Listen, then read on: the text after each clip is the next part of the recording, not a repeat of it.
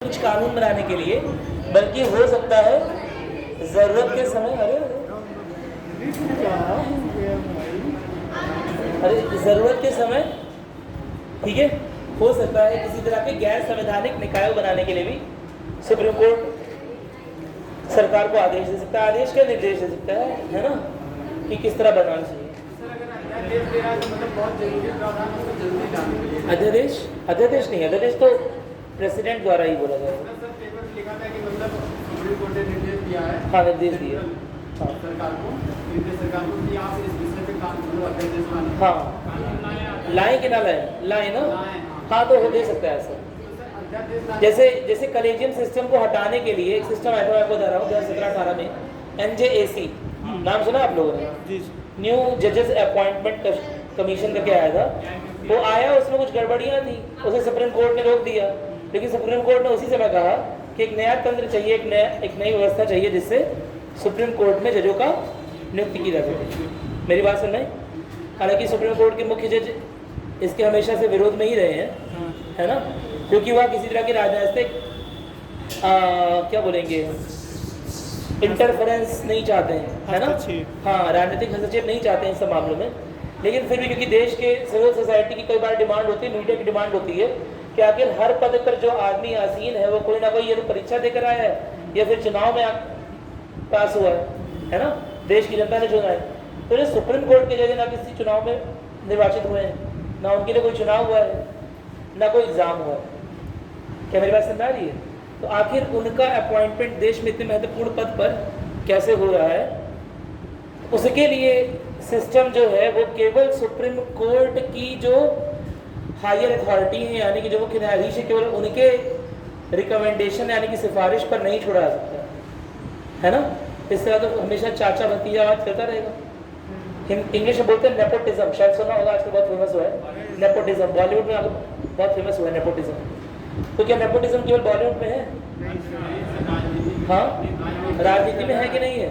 हर जगह। अरे एक सांसद खड़े होते हैं, उनके जगह उनके बाल बच्चे भतीजे भांजे सब लोग लड़ते रहते हैं चुनाव, छोटा मोटा, है ना। अगर उन्हें कुछ हो गया, उनकी पत्नियां चुनाव लड़ती रहती हैं। अगर कहीं चुनाव हो रहा है, किसी छोटी सी निकाय में ही चुनाव हो रहा है ना, और अगर उसमें वुमेन की सीट आ गई, महिलाओं के लिए आरक्षित सीट हो गई, तो अक्सर क्या होता है, हाँ, पत्नी को लड़ाते हैं। क्या पत्नी महज होने से क्या वो महिला नेता बन जाती है? क्या? अरे क्या पत्नी होना ही सबसे बड़ी योग्यता है?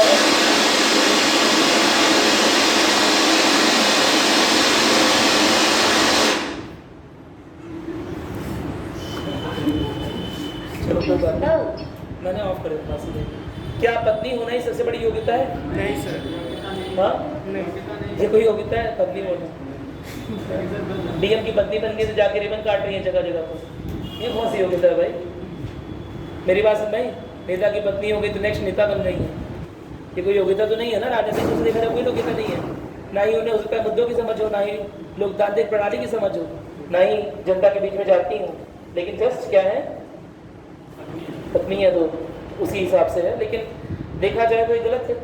तो कहीं ना कहीं कभी कभी क्या होता है कि जब पदों पर आसीन व्यक्ति होते हैं वो अपने पद के दुरुपयोग कर ले जाते हैं इस तरह से। यही चीज़ हो रही है कहाँ पर? सुप्रीम कोर्ट के जजेस, है ना। ये देखा गया है कि मुख्यतः 10 से 15 या 20 परिवार ऐसे हैं जो लगातार अपने ही बच्चों का, अपने ही जान पहचान वालों का लगातार मुख्य न्यायाधीश या न्यायाधीश के रूप में सुप्रीम कोर्ट में चयन करते जा रहे हैं, क्योंकि उन्हीं के दिशा निर्देश या उन्हीं की सिफारिश पर राष्ट्रपति अपॉइंट करता है। सुप्रीम कोर्ट के जजेस को राष्ट्रपति अपॉइंट करता है, उसमें सुप्रीम कोर्ट के ही न्यायाधीश की वो लेता है, राय लेता है ना। तो ऐसे में कहीं ना कहीं देखा गया है कि वो लोग अपने ही जान पहचान वालों का रिकमेंडेशन करते रहते हैं। कोई लिखित मापदंड नहीं है कि यह मापदंड होना चाहिए। जब कुछ मापदंड है, बेसिक तो चीजें हैं ही, लेकिन कोई एग्जाम नहीं है या कोई लिखित मापदंड नहीं है कि इसने कोई बड़ा ऐतिहासिक फैसला दे दिया था जिसकी वजह से हाई कोर्ट में एकदम आमूल चूल परिवर्तन आ गया और उसकी वजह से हमने इसे सुप्रीम कोर्ट का नेक्स्ट जज बना दिया। क्या मेरी बात क्लियर है? पैटर्न के तौर पे देखा जाए, ट्रेडिशन, परंपरा के तौर पे देखा जाए, तो जो सबसे सीनियर जज होता है उसी को मुख्य न्यायाधीश बनाया जाता है ना? क्या उम्र के साथ अकल आ जाती है? ऐसा कोई ज़रूरी है? कभी कभी उम्र के साथ अकल चली भी जाती है। मेरी बात सुन रहे हैं? नहीं, बात मैं आप लोग मतलब नहीं बोल रहा हूँ, लेकिन कई बार होता है ना, कि जैसे जैसे उम्र बढ़ रही होती है वैसे अकल कम होती है। ठीक है, तो ये कौन सा पैमाना है? हो सकता है उससे कम ही अधिक योग्य जो जज है वो केवल उम्र वाले पैमाने पर खरा ना उतर रहा हो और इसीलिए सुप्रीम कोर्ट का जज ना बन पा रहा हो या सुप्रीम कोर्ट का मुख्य न्यायाधीश नहीं बन पा रहा हो। क्या मेरी बात समझ में आ रही है? तो इसीलिए ये जो न्यायिक नियुक्तियाँ हैं स्पेशली जजेस के पोस्ट पर, ठीक है, वो बड़ी संदेहास्पद, बड़ी ज़्यादा घेरे में थी और इसीलिए गवर्नमेंट ने NJAC बनाया था। लेकिन उसके भी प्रावधान कुछ ऐसे लिखे थे सरकार ने जिससे लग रहा था कि राजनीतिक हस्तक्षेप काफ़ी बढ़ जाएगा। और राजनीतिक हस्तक्षेप का बढ़ना कहीं ना कहीं जो संविधानवाद की मूल अवधारणा होती है, शक्तियों का पृथक्करण, मैं संविधानवाद बोल रहा हूँ, मैं संविधान नहीं बोल रहा हूँ, संविधानवाद की मूल अवधारणा में एक अवधारणा है शक्तियों के पृथक्करण की, है ना? तो अगर राजनीतिक हस्तक्षेप जजों की नियुक्तियों में बढ़ जाएगा तो ऐसे में वो शक्तियों के पृथक्करण की अवधारणा का सही अनुसरण नहीं हो रहा होगा। क्या मेरी बात क्लियर? ठीक है, अगर बार बार राजनेता ही डिसाइड कर रहे हैं कि नेक्स्ट जज कौन होगा, नेक्स्ट जज कौन होगा, तो हो सकता है ऐसे जज बार बार सरकार के फेवर में, सरकार के समर्थन में फैसला देते रहे। अरे भाई, आपने हमको चुना, हमने आपको चुना, बात बराबर हो गई। नहीं समझ पाया बात? एक्सचेंज ऑफ फेवर्स बोलते हैं ना, आपसी साठगांठ कर लिए कि आप हमें बना दोगे, फिर आपका जो मामला है हम ऐसे ही निपटा देंगे, परेशान मत होइए। ठीक है, तो इसीलिए परेशानी है थोड़ी सी देश में कि किस तरह से बनाया जाए इससे राजनीतिक हस्तक्षेप भी अधिक नहीं हो, किस तरह से जजों की नियुक्ति की प्रक्रिया लाई जाए जिससे राजनीतिक हस्तक्षेप भी अधिक नहीं हो, है ना, आपसी साठगांठ भी ना बैठे। ठीक है, और यह प्रक्रिया भी पारदर्शी हो सके। अभी तक जो इस पे आरोप लगते रहे हैं भाई भतीजावाद के, उससे इसे मतलब हाँ, उससे इसे हटाया जा सके, इससे दूर किया सके। क्या मेरी बात समझ में आ गई? कोई दिक्कत तो नहीं है? कल आप भी क्लास में चिल्ला के बोला, मुझे लगा गला वाला चला गया बेटा। कितना हो गया बताइए, कितना पढ़ा था हम लोगों ने? कुछ पूछना है? अभी तक जितना सब हुआ है कुछ पूछना है आप लोगों को? देख लीजिए, पार्ट 18 में पढ़ रहे थे, इमरजेंसी के बारे में हम लोग पढ़ रहे थे, आपातकाल के बारे में। कुछ चीज़ें शायद हमने पढ़ ली थी, कुछ चीज़ें नहीं पढ़ी थी। कितना देख लेगा आप मुझे बताएंगे थोड़ा सा? कुछ देखा है? क्या देखा? आज ये बताए थे कि ये जो आपातकाल है दोनों सदनों के विशिष्ट बहुमत से द्वारा पारित होता है। विशिष्ट बहुमत वाली बात लिखवा दी है, कॉपी दिखा। आप लोगों ने PDF जो गया है वो पढ़ लिया कि नहीं पढ़ा अभी? प्रेसिडेंट का सॉरी इसका पार्ट 18 का PDF आपके पास चला गया आपके ग्रुप पे, एक बार उसे पढ़ लीजिएगा। ठीक है, 6 माह के लिए प्रभावी होता सब हो गया है? ठीक है,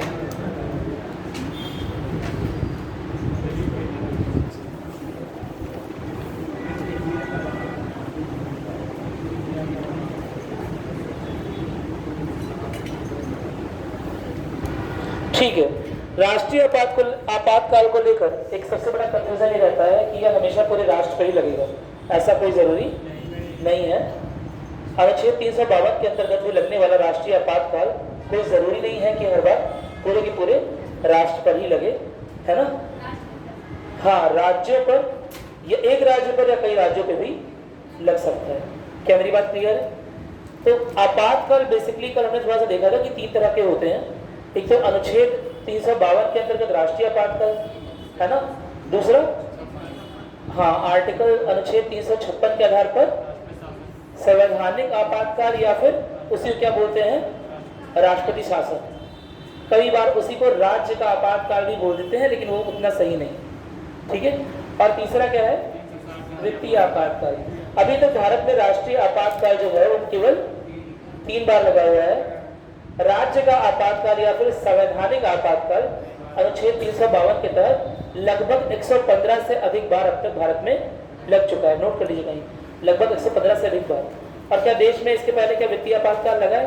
अभी तक एक बार भी सन 1991 लगा कि नहीं लगा? वो तो पहला वाला 3 बार लगा, 352 वाला, दूसरा वाला तो 115 बार लग चुका है, और तीसरा वाला सन 1991 वाला नहीं लगा। वित्तीय आपातकाल कभी नहीं लगा, हाँ लगने वाला था करेक्ट, लेकिन लगा नहीं। वित्तीय आपातकाल इंडिया में कभी नहीं लगा। ठीक है, थोड़ा सा पढ़ लेते हैं, उसके बाद जो कॉन्सेप्ट समझाना है समझा दूंगा आप लोगों को। थोड़ा सा पढ़ लेते हैं जल्दी से। कहीं पार्ट 18 लिखा हुआ दिख रहा है आप लोगों को?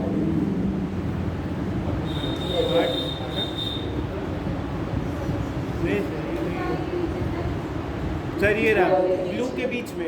अच्छा हो जाता है।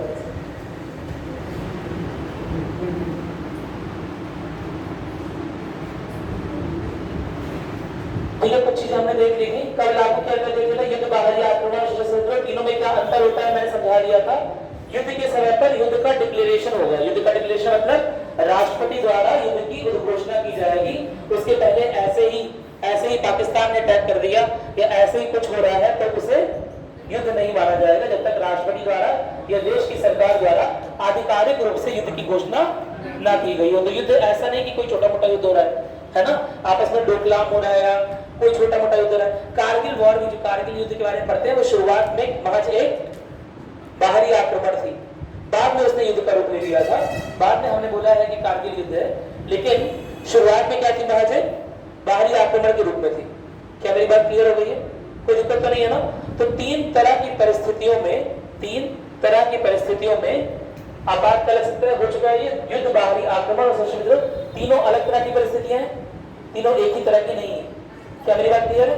सशस्त्र विद्रोह यानी कि आंतरिक सशस्त्र विद्रोह, इसी को पहले आंतरिक अशांति बोलते थे, लेकिन क्योंकि आंतरिक अशांति यह एक वस्तुनिष्ठ अवधारणा नहीं है ना।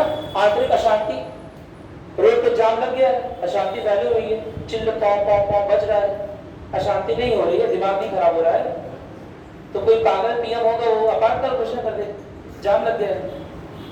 आंतरिक अशांति क्या परिभाषा है भाई? व्यक्तिपरक परिभाषा होगी ना, मेरे अकॉर्डिंग परिभाषा कुछ और है, आपके अकॉर्डिंग कुछ और है परिभाषा। तो उसे वस्तुनिष्ठता के दायरे में लाने के लिए क्या किया गया था? आंतरिक अशांति शब्द हटाकर सशस्त्र विद्रोह, क्योंकि सशस्त्र विद्रोह यानी कि शस्त्रों के साथ देश की गवर्नमेंट के खिलाफ विद्रोह। क्या मेरी बात क्लियर है? और एक और बात है, यह तीनों चीज होने पर भी कोई जरूरी नहीं कि आपातकाल लग जाए। जब लगे इन तीनों की वजह से देश की सुरक्षा को, एकता को, अखंडता को खतरा है, तभी लगेगा। क्या मेरी बात क्लियर है? अगर 352 के अनुसार बोले तो केवल देश की सुरक्षा की बात उसमें लिखी हुई है कि देश की सुरक्षा को अगर इन तीनों से खतरा है तभी आपातकाल लगेगा। वैसे देश की सुरक्षा को हमेशा खतरा, हमेशा पाकिस्तान कुछ ना कुछ बोलता रहता है, हमेशा चीन कुछ ना कुछ बोलता रहता है, हमेशा अमेरिका के साथ कुछ ना कुछ खटपट होती रहती है, तो हमेशा आपातकाल लगाए रहेंगे क्या? नहीं। जब यह लगेगा कि देश की सुरक्षा को इन चीजों से खतरा है तभी हम आपातकाल लगाएंगे। ये तो बात तो हो गई थी, इसमें तो कोई दिक्कत नहीं। इसके अलावा मुख्य बिंदु क्या है कि राष्ट्रपति के द्वारा मंत्रिपरिषद की लिखित अनुशंसा प्रति आती है। यहाँ लिखा है मंत्रिपरिषद, लेकिन असल में कौन? कैबिनेट मंत्री। वास्तविक रूप से लिखित तो लिखा किसने है? वो कैबिनेट मंत्री। जो कैबिनेट मंत्री बोलते हैं वही पूरे मंत्रिपरिषद को बोलना पड़ता है। यह संबंध मंत्रिपरिषद का और कैबिनेट मंत्रियों का मैं समझा चुका हूँ कई बार। ठीक है, तो प्रारंभिक रूप से आपातकाल 1 माह तक लागू रहता है, ये बता चुका हूँ, संसद की वजह से। ठीक है, दिख रहा है आप लोगों की? चमक रहा है।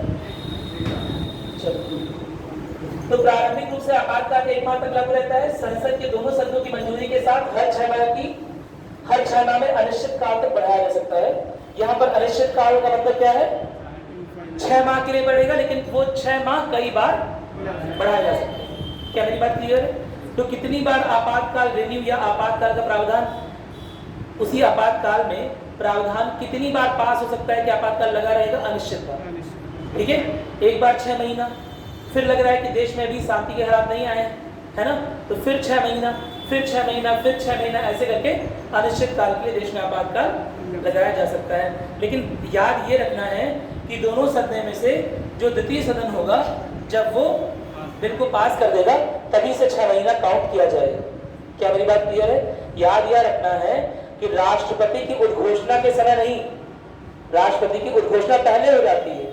आपातकाल में, राष्ट्रीय आपातकाल में राष्ट्रपति की उद्घोषणा पहले हो गई, उसके बाद संसदीय अनुमति के प्रावधान होते हैं। ठीक है, तो राष्ट्रपति की उद्घोषणा के समय तो आपातकाल लग चुका है आपातकाल।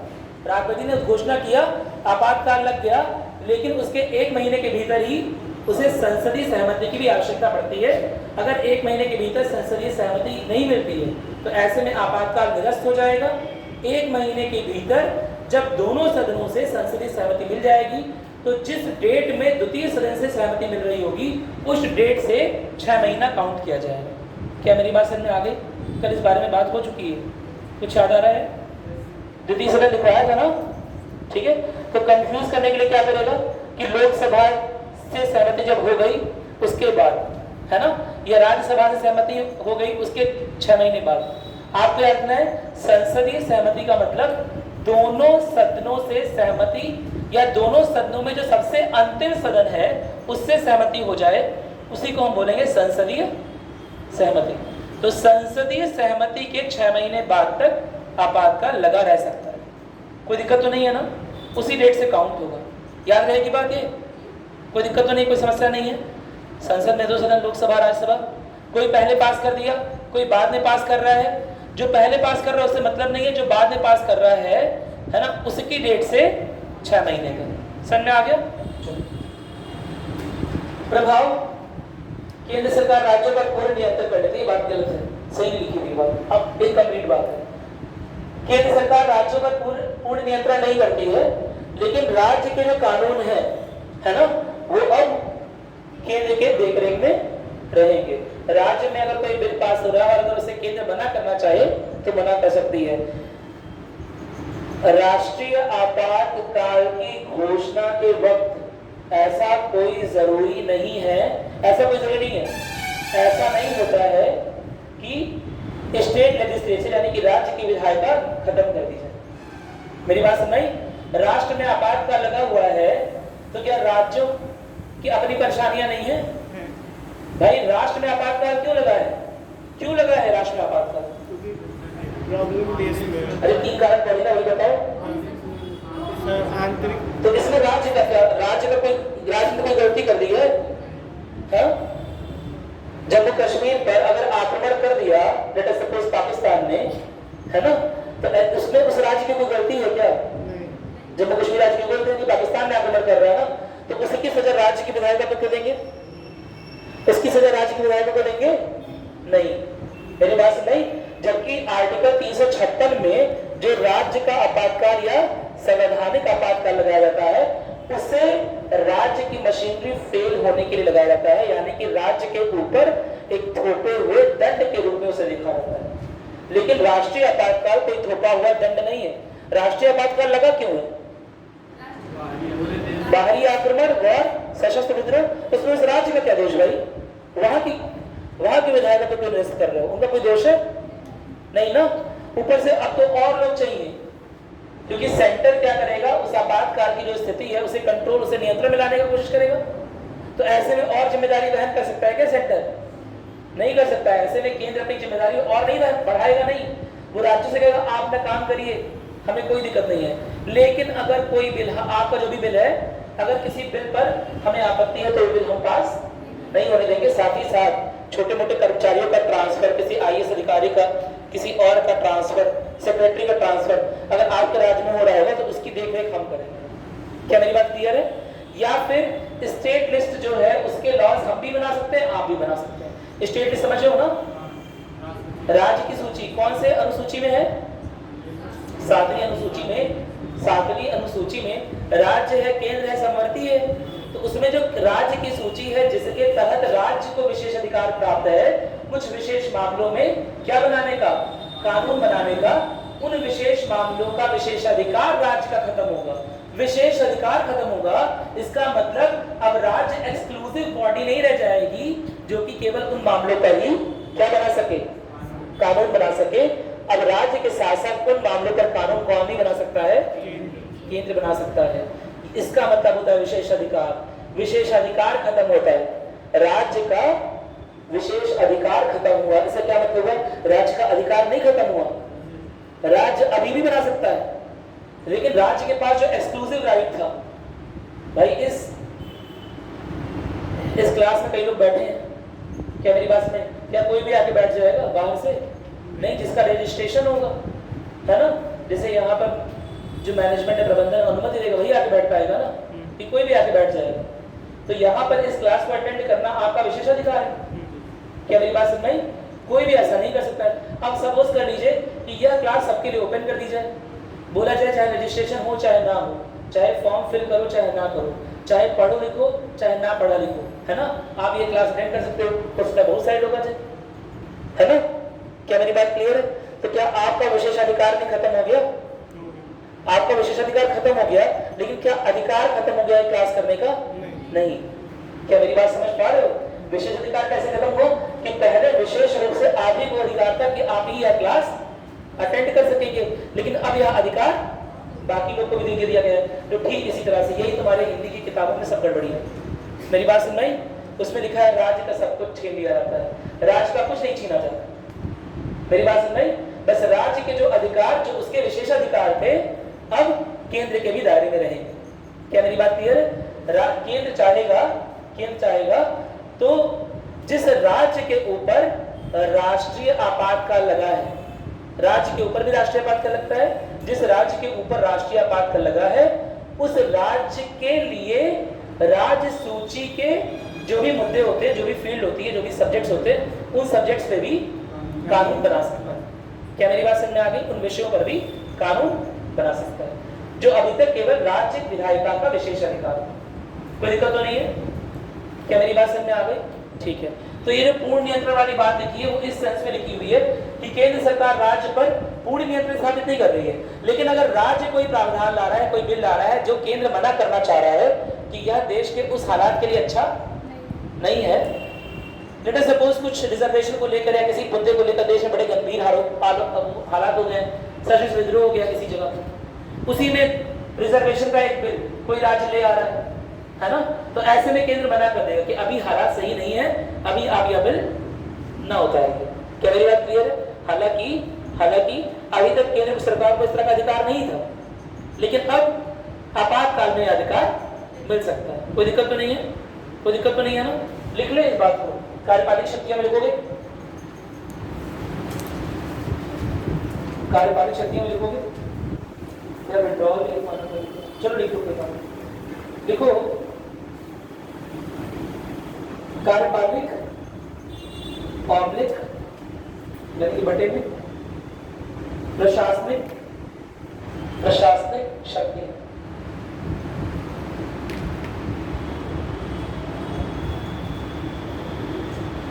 देखो राष्ट्रीय आपातकाल के समय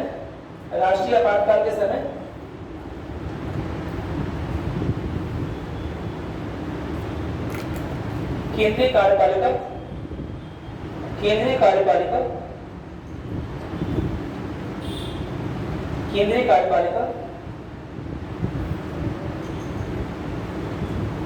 राज्य की कार्यपालिका को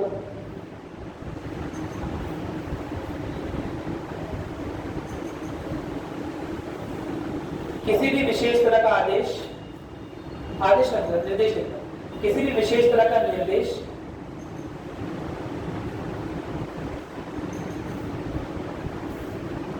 दे सकती है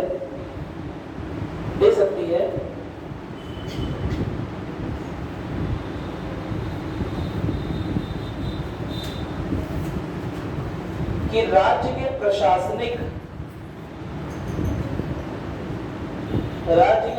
कार्यों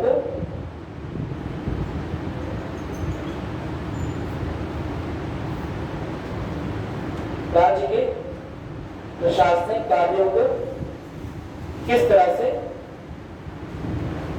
से या किस ढंग से किया जाना चाहिए।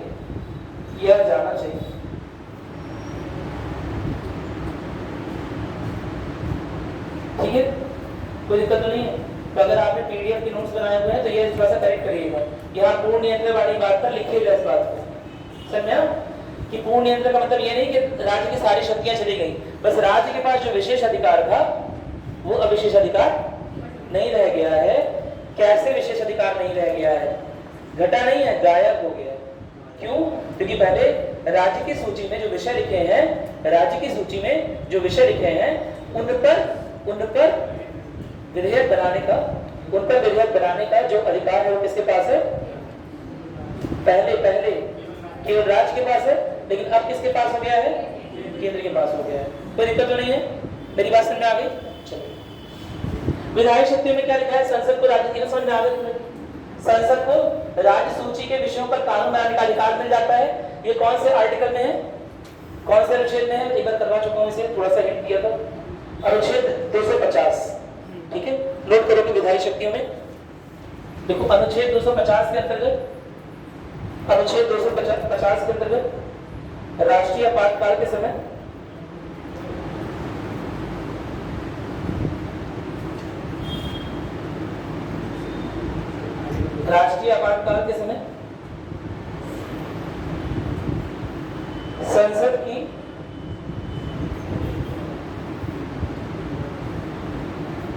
संसद की शक्तियां कुछ इस तरह से बढ़ती हैं। संसद की शक्तियां कुछ इस तरह से बढ़ती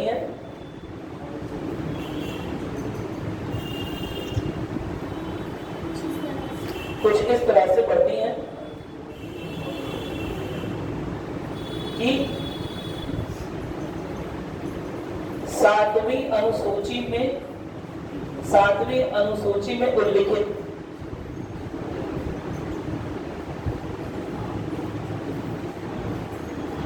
राज्यों के विशेषाधिकार विषयों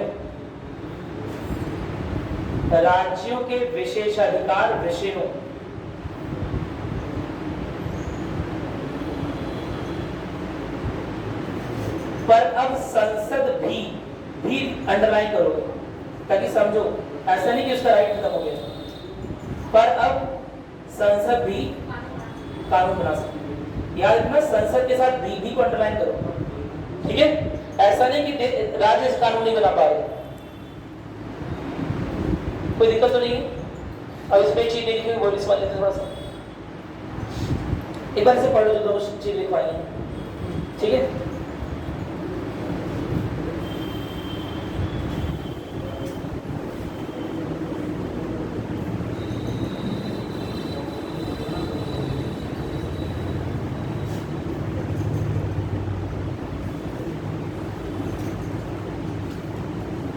देश में होने वाले हैं चुनाव, देश में अभी नहीं होने वाले, मैं बता रहा हूँ, एक एजम्पशन करना है ना, एक हाइपोथेसिस करना है। देश में होने वाले हैं चुनाव, ठीक है, और उसी के पहले लग गया आपातकाल। क्या लग गया? आपातकाल। आपातकाल लगा क्यों है देश में? मतलब कुछ बड़ा कारण मान लेते हैं, चीन ने और पाकिस्तान ने मिलकर आक्रमण कर दिया। क्या मेरी बात क्लियर है? देश के सारे संसाधन चीन और पाकिस्तान से निपटने में व्यस्त हैं। देश के सारे संसाधन चीन से, जितने भी सरकारी कर्मचारी हैं, जितने भी लोग हैं, है ना, सब अपना बेस्ट दे रहे हैं ताकि देश इस जो खराब परिस्थिति है, जो बुरी परिस्थिति है, उससे जल्दी से उबर सके। ऐसे में हो सकता है इस विशेष, देखो वैसे तो क्या होता है कि अगर देश में चुनाव होने वाले हैं, है ना, तो प्रक्रिया जो रहती है वो पहले से ही स्टार्ट हो जाती है। ये आपको पता है कि लोकसभा का कार्यकाल 5 साल का होता है, वो पूरा हो रहा होगा, उसके पहले ही चुनाव हो जाएंगे, है ना, कि नया मंत्रिमंडल कौन आएगा, मतलब नया कौन सा पार्टी जीत के आ रही, सब हो जाता है चुनाव। लेकिन लेटर सपोज कि देश में क्या हो गया है, आपातकाल आ गए और चुनाव होना था, चुनाव हो नहीं पाया। क्या मेरी बात क्लियर है? चुनाव होना था, चुनाव नहीं हो पाया, क्योंकि वैसे तो चुनाव हो जाना चाहिए, कोशिश ये रहती है किसी न किसी रूप से चुनाव हो ही जाए, लेकिन हो सकता है कोई ऐसी विशेष परिस्थिति आ जाए सामने, है ना, इतनी ज्यादा डेंजरस सिचुएशन हो जाए कि लोग घर से बाहर निकल ही नहीं पा रहे। 1971 में हो गया था, मेरी बात सुन रही, 1971 में एक बार हो गया था ऐसा। क्या हुआ था? 1971 में जब पूर्वी पाकिस्तान को हम आजाद कराने के लिए बांग्लादेश के साथ, पाकिस्तान के साथ युद्ध कर रहे थे, बांग्लादेश को आजाद करा रहे थे, तो ऐसे में क्या हुआ था कि पाकिस्तान की सेना ने हमें पूर्वी ओर से तो लड़ाई चली रही है, पश्चिमी जो फ्रंटियर है यानी कि जो जम्मू कश्मीर वाला एरिया है और पंजाब वाला एरिया है वहां से भी आक्रमण कर दिया था। क्या मेरी बात क्लियर है? तो देश की सेना को एक साथ दो बाउंड्रीज पर लड़ना था, एक तो इधर लड़ना था बांग्लादेश के साइड, दूसरा पाकिस्तान के साइड, पश्चिमी पाकिस्तान के साइड। क्या मेरी बात क्लियर है? कोई दिक्कत तो नहीं है? आपको बताइए कि बांग्लादेश पहले पाकिस्तान का ही भाग था, पूर्वी पाकिस्तान का, ठीक है। ऐसे में बड़े परेशान हो गए सब लोग और रिसोर्सेज की संसाधनों की कमी हो रही थी। बांग्लादेश से लगातार रिफ्यूजी भागकर कहाँ आ रहे थे? भारत आ रहे थे। उनका भी देख रेख, खान पान व्यवस्था सब कुछ देखनी थी भारत सरकार को, प्रशासन को, तो वो आसान नहीं था। क्या मेरी बात समझ में आ गई? ऐसे में क्या होगा? ऐसे में इमरजेंसी 1971 में लगाया गया, 1971 में राज्य की इमरजेंसी लगाई गई, राष्ट्र की नहीं, हर जगह नहीं, लेकिन जहां जहां ऐसा लग रहा था कि जिन जिन राज्यों पर आक्रमण हो सकता है या जहां जहां पाकिस्तान के पायलट आकर बमबारी कर सकते हैं, मेरी बात समझ, वहां राज्य की इमरजेंसी लगाई गई। और रात में बोला गया, मुझे याद है, मतलब मेरे पिताजी बताते हैं कि रात में बोला गया कि जो लालटेन है, जो प्रकाश के लिए जो भी व्यवस्था है दिए जलाते हो, वो नहीं जलाना है। अगर वो जलाना है तो फिर खिड़कियों पर काले रंग का क्या डाल देना है? काले रंग का कपड़ा या फिर काले रंग का कुछ कागज चिपका देना है ताकि वो रोशनी बाहर ना जाए। क्या मेरी बात समझ में आ रही है? ताकि जो पायलट्स वहां से, अगर जो फाइटर जेट्स जा रहे हैं, अगर वो सोचे कि कोई अर्बन वाला एरिया, कोई सेटलमेंट वाला एरिया है जहाँ कोई पॉपुलेशन रहती है और वहाँ बॉम्ब ड्रॉपिंग कर दें, तो ऐसा वो नहीं कर पाएंगे क्योंकि यहाँ तो रोशनी दिखाई नहीं देगी। जो रोशनी होती है बहुत दूर तक दिखाई देती, पता ही होगा आपको, है ना? रात के समय रोशनी बहुत दूर तक दिखाई देती है। तो इसकी वजह से 1971 में बिजलियाँ काट दी जाती थी। मेरी बात में, रात के समय बिजली काट दी जाती थी और लोगों से अपील की जाती थी कि आप लोग अपने घरों में अंधेरे में ही रहें, कुछ जलाए वाला नहीं। अगर जला रहे हैं तो बहुत विशिष्ट परिस्थितियों में ही जलाएं और क्या कर लें, या तो काले रंग का पेंट लगा लें इस पर, खिड़कियों पर, या काले रंग का क्या लगा लें, पर्दा लगा लें, या काले रंग का पेपर लगा लें। यह विशिष्ट परिस्थिति है कि नहीं है? विशिष्ट परिस्थिति। क्या मेरी बात समझ में आ रही है? तो ऐसी ही विशिष्ट परिस्थिति में कुछ भी हो सकता है, ठीक है। तो ऐसी ही विशिष्ट अगर परिस्थिति हो गई है जहां इतनी खराब सिचुएशन हो गई, चुनाव ना हो पा रहे हैं और लोकसभा का कार्यकाल तो पूरा होने वाला है 5 साल, ऐसे में क्या होगा? या जिन राज्यों में आपातकाल लगा हुआ है उन राज्यों की राज्य विधायिका को 5 साल पूरा होने वाला है, ऐसे में क्या होगा? ऐसे में उन विशिष्ट परिस्थितियों की समीक्षा करते हुए राष्ट्रपति या गवर्नर 1 साल के लिए सरकार का कार्यकाल बढ़ा सकते हैं, उसी सरकार का जो अभी तक रूल कर रही थी। क्या मेरी बात क्लियर है? तो यह भी एक तरह की विधायी शक्ति है। हाँ, हो सकता है जब आपातकाल की सिचुएशन और राष्ट्रपति समीक्षा कर रहा हो कि सच में यहाँ पर चुनाव हो ही नहीं सकते। अरे जब लोग घर के बाहर ही निकल पा रहे हैं तो चुनाव कैसे करवाओगे? चुनाव में लोग पहुंचे तो चुनाव होगा कि इलेक्शन कमीशन ने दे दिया? अरे इलेक्शन कमीशन को तो आदमी लोग चला रहे हैं ना, इंसानी जो है रोबोट चला रहे हैं इलेक्शन कमीशन को। निर्वाचन आयोग को तो लोग ही चला रहे हैं, वो लोग पहुंच ही नहीं पाएंगे, है ना? वो लोग कुछ करवा ही नहीं पा रहे हैं। इतनी खराब परिस्थितियां हैं, गवर्नमेंट जितने भी सरकारी अधिकारी हैं, सरकारी कर्मचारी हैं, वो कहीं अन्य तरह से व्यस्त हैं। मेरी बात समझ रहे हैं? देश में संसाधन आपूर्ति की कमी हो रही है तो संसाधन आपूर्ति की व्यवस्था कर रहे हैं, कोई दिक्कत तो नहीं है। तो ऐसे में देश में चुनाव नहीं हो सकते और ऐसे में लोकसभा या राज्य विधायिका का कार्यकाल 1 साल के लिए बढ़ाया जा सकता है। क्या मेरी बात समझ में आ गई? नोट करेंगे इस बात को विधायी शिफ्ट के अंतर्गत। नोट करिए, देखिए, लोकसभा और राज्यसभा, राज्य विधायिका, राज्य की विधायिका, लोकसभा और राज्य की विधायिका का कार्यकाल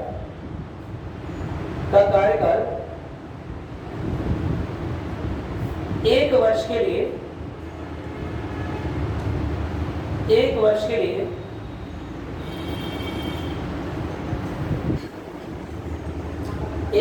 लिए बढ़ाया जा सकता है राष्ट्रीय आपातकाल में, ठीक है। अब राष्ट्रीय आपातकाल में वाला पार्ट आगे कर लीजिएगा, डिस्कस कर लीजिएगा जहाँ कैसे करोगे, ठीक है। राष्ट्रीय आपातकाल में लोकसभा और राज्य की विधायिका का कार्यकाल 1 वर्ष के लिए बढ़ाया सकता है और इस तरह से या इस ढंग से कितनी बार 1 साल बढ़ सकता है? अनिश्चित बार, अनिश्चित बार, अनलिमिटेड टाइम्स। अरे भाई कोई जरूरी है कि चाइना के साथ वॉर हो रही है तो एक साल में खत्म हो जाए? अभी सही में अगर सही में कहीं वॉर हो जाए तो इस समय जो कंडीशन है 10 साल तक कोई कंट्री किसी और कंट्री को झुका ही नहीं पाएगा। रशिया इतना पावरफुल है, यूक्रेन इतना छोटा है, यूक्रेन बहुत छोटा कंट्री है रशिया के मुकाबले में, है ना? लेकिन क्या रशिया झुका पाया? क्या वॉर खत्म हो गई पिछले 3-4 साल में या 3 साल में, जितने जब से भी चल रही है? नहीं खत्म हुई ना, अभी तक झुका नहीं पाया। और सब तरह के न्यूक्लियर वेपन को छोड़कर हर तरह के अस्त्रों का इस्तेमाल कर दिया है, सब कुछ हर तरह की ब्रूटैलिटी कर दी है। ब्रूटैलिटी समझते हो ना? हर तरह की जगह अपराध हो रहे हैं, सब तरह का हो रहा है, लेकिन अभी भी यूक्रेन को झुका नहीं पाया। रशिया एक सुपर पावर है, यूक्रेन कुछ नहीं है उसके सामने, लेकिन अभी तक नहीं झुका पाया। उसी तरह वियतनाम वॉर के बारे में शायद बताया वो, अमेरिका वियतनाम के बीच में वॉर हुई है ना? अमेरिका एक सुपर पावर है, वियतनाम उसके सामने कोई सुपर पावर नहीं है, कोई जरा देश नहीं है, एक कम्युनिस्ट कंट्री है वियतनाम, मेरी बात में। लेकिन वियतनाम में घुसकर अमेरिका ने बहुत सारी बमबारियां की, सब कुछ किया, लेकिन 10 साल तक लड़ते रह गए और कोई निष्कर्ष नहीं निकला। अफगानिस्तान में देख लो, अफगानिस्तान कौन सा बहुत डेवलप्ड कंट्री है? अफगानिस्तान को डेवलप्ड आप समझते हैं? नहीं ना। 20 साल से अमेरिका लड़ता रहा तालिबान से, और जिस दिन गया उसी दिन तालिबान ने अपना कब्जा बढ़ाना शुरू कर दिया। 1 साल के अंदर तालिबान दोबारा से शीर्ष पर हावी हो गया। अरे बोलो, अरे बाकी सबका एग्जाम्पल छोड़ो, अपने देश का एग्जाम्पल लो। अपना भी तो चेहरा देखो, सबका चेहरा देख रहे हो। इंडिया, हमारा प्यारा भारत, मेरी बात नहीं। 1987-88 में श्रीलंका में जो लिट्टे का समूह था उसे हटाने के लिए श्रीलंका की गवर्नमेंट को हमने अपने सैनिक भेजे, पीस कीपिंग फोर्स, है ना, शांति समझौते के लिए भेजे। क्या मेरी बात क्लियर है? नहीं समझा रहे बात? लड़ते रह गए, कोई हल नहीं निकला। छोटा सा उग्रवादी संगठन, बहुत बड़ा भी नहीं, ठीक है, liberation of Tamil tigers Eelam उसका नाम है, ठीक है, और छोटा सा उग्रवादी संगठन है। भारतीय सेना इस तरह का, मतलब इतना अच्छा शौर्य बल, सब कुछ साम दाम दंड भेद लगाकर भी जीत नहीं पाई, और अंततः उन्हें उतना उकसा कर चले आए कि उन लोगों ने राजीव गांधी की हत्या कर दी। नहीं समझे बात?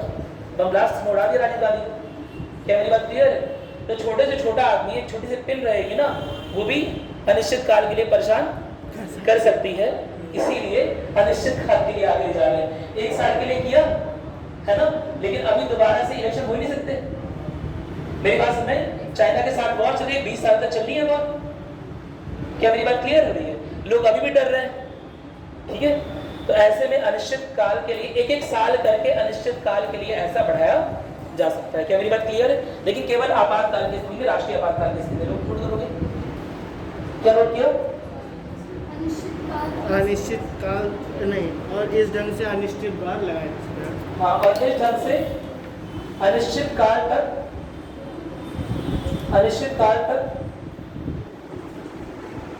लोकसभा या राज्य विधायिका का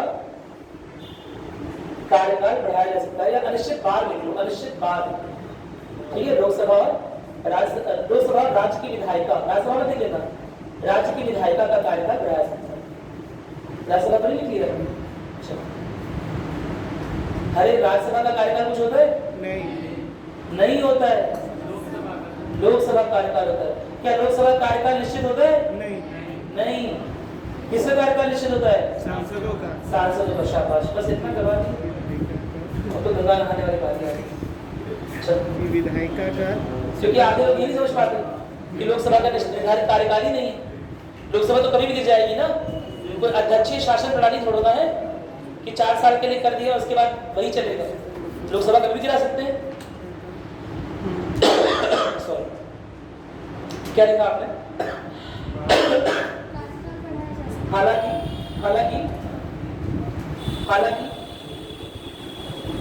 आपातकाल को वापस लेते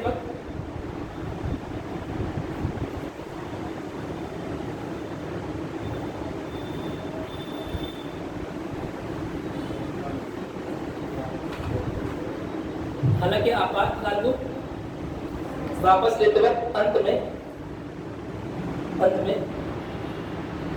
है ना,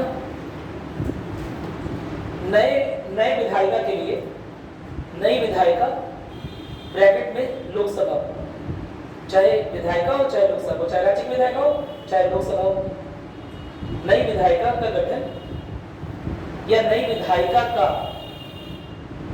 विधायिका के लिए चुनाव, नई विधायिका के लिए चुनाव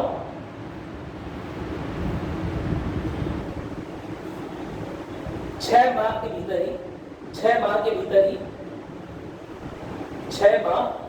भीतर ही करवाना पड़ता है। 6 माह के भीतर ही करवाना पड़ता है। समझ में आ गया? इसमें कोई दिक्कत नहीं है। एक बार पढ़ लीजिए क्या लिखवाया मैंने कि जिस दिन इमरजेंसी एंड हो रही होगी, जिस दिन इमरजेंसी एंड हो रही होगी, लेट अस सपोज 1 साल के लिए बढ़ा दिया कार्यकाल, लोकसभा का कार्यकाल 1 साल के लिए बढ़ा दिया, बोल रहे हैं इमरजेंसी लगी है, चुनाव नहीं हो सकते, लेकिन बीच में चाइना ने बोल दिया अब नहीं हो पाएगा भैया, सॉरी, है ना, इंडिया वालों सॉरी, अब हम वॉर नहीं करेंगे। मेरी बात सुन रही, हमसे गलती हो गई, हमका माफी देगा। क्या मेरी बात सुन रही? सारी सेना लेके वापस चले गए, है ना। अब देश की सरकार को अकल आई, अरे यार 1 साल तक हम बढ़ाए बैठे हैं अपना कार्यकाल, और ये लोग तो चले गए वापस 1 महीने में। क्या मेरी बात सुन रही? हमें तो लगा तो लंबा अटैक करेंगे। क्या मेरी बात क्लियर है? तो ऐसे में जिस वक्त आपातकाल हटा है, आपातकाल हट गया है, और हमने 1 साल के लिए लोकसभा का टर्म बढ़ाया था, लेकिन आपातकाल हट गया है, तो हमें उस आपातकाल के हटने की डेट से 6 महीने के अंदर ही नए चुनाव कराने पड़ेंगे। क्या मेरी बात क्लियर हो गई? नहीं बात समझ में? समझ में आ गया? हमने 1 साल के लिए बढ़ाया हुआ था, हमने 1 साल के लिए बढ़ाया हुआ था, लेकिन बाई चांस कई बार मिसजज नहीं कर देते हैं, कई बार मिसजज कर लेते हैं ना कि हाँ ऐसा इतना लंबा चलेगा, उतना लंबा चला ही नहीं। 2 महीने बाद उन्होंने कहा कि भैया हम नहीं कर पाएंगे, है ना। और ऐसे में देश की सरकार बोल रही है अब तो आपातकाल की जरूरत ही नहीं है ना। तो आपातकाल की जरूरत नहीं, यानी कि आपातकाल जैसे ही निरस्त होगा उसके 6 महीने के अंदर ही क्या हो जाएगा? चुनाव हो जाएगा। भले ही यह बात पहले निर्धारित की गई थी कि 1 साल तक लोकसभा का या राज्य की विधायिका का कार्यकाल बढ़ा दिया गया। कोई दिक्कत तो नहीं है ना? क्या मेरी बात सुन भाई? चलो नोट कर लिया इससे कोई? इस बात को लिख लेना, भले ही वाली बात देखो आगे लिख लोगे ब्रैकेट में, भले ही कार्यकाल को 1 साल के लिए बढ़ाया गया था, भले ही कार्यकाल को 1 साल के लिए बढ़ाया गया था,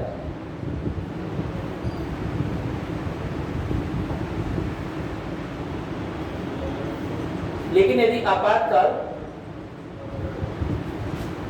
आपातकाल वापस ले लिया जाता है या खत्म कर दिया था, सिर्फ खत्म कर दिया जाता है,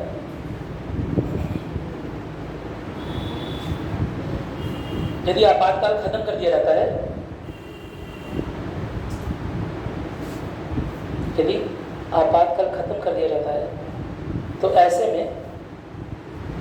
में जिस दिन आपातकाल की समाप्ति की घोषणा होगी,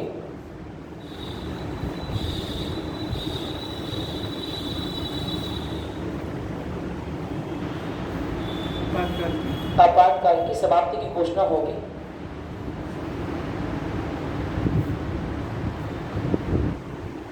उससे 6 महीने के भीतर ही नया चुनाव करवाना कार्यपालिका और चुनाव आयोग की जिम्मेदारी होगी।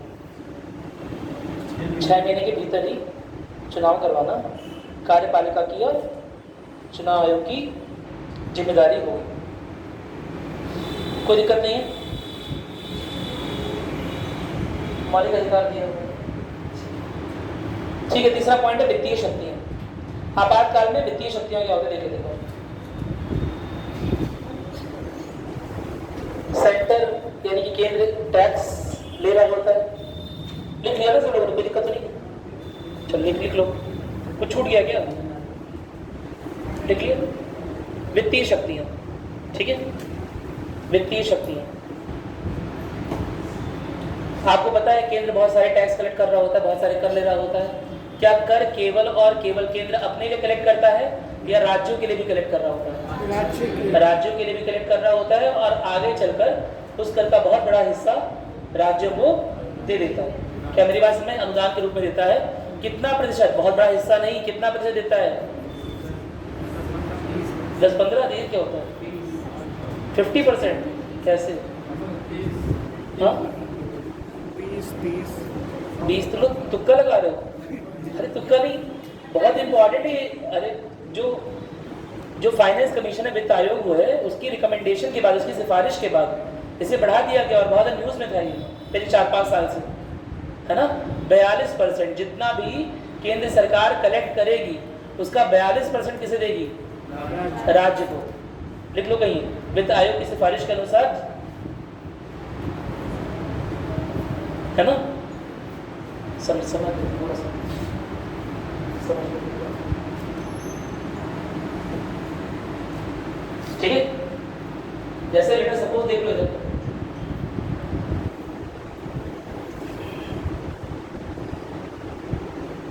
ये है कर को देने वाले लोग, करदाता, ठीक है।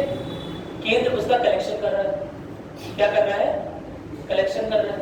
अब इस कर को लेने के बाद इसका 42% किसे देना था? राज्य को देना था। क्या मेरी बात समझ आ रही है? दिख रहा है यहाँ पर? इसका 42% किसे देना था? राज्य को देना था। ऐसा वित्त आयोग की सिफारिश थी। पिछला वित्त आयोग था उसकी सिफारिश थी, वित्त आयोग की सिफारिश थी। पहले 32% देते थे राज्यों को, उस पुराने वाले वित्त आयोग की सिफारिश के बाद 42% हमने देना शुरू कर दिया। क्या मेरी बात क्लियर है? अच्छा ये भी बताओ, यदि वित्त आयोग ने सिफारिश की कि करों का ज्यादा भाग राज्यों को उनके सुधार के लिए दिया जाए, तो क्या यह सहकारी संघवाद की भावना प्रदर्शित नहीं करता है? संघवाद की भावना बढ़ावा देता है, बल देता है। भाई आपने कलेक्ट किया और आपने अधिकतर पार्ट किसे दे दिया? राज्य को दे दिया। मेरी अधिकतर पार्ट नहीं दे रहा है अभी, लेकिन धीरे बढ़ रहा है।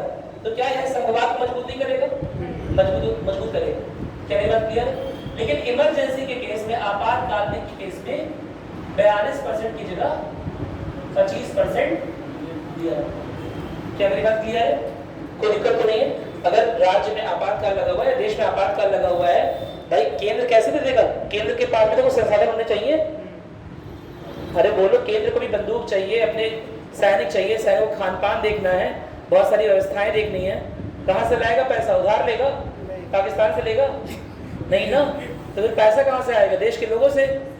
मेरी बात सुन नहीं। और देश के लोगों के विकास के लिए तो कर जा रहे हैं राज्यों के पास, तो क्या करेगा? कहेगा भैया आपातकाल लगा हुआ है, आपका करों का हिस्सा जो 42% जा रहा था, इसमें थोड़ी सी कटौती कर दे रहा है। क्या मेरी बात क्लियर है? कोई दिक्कत तो नहीं है ना? लिखो इस बात को, लिखो लिखो।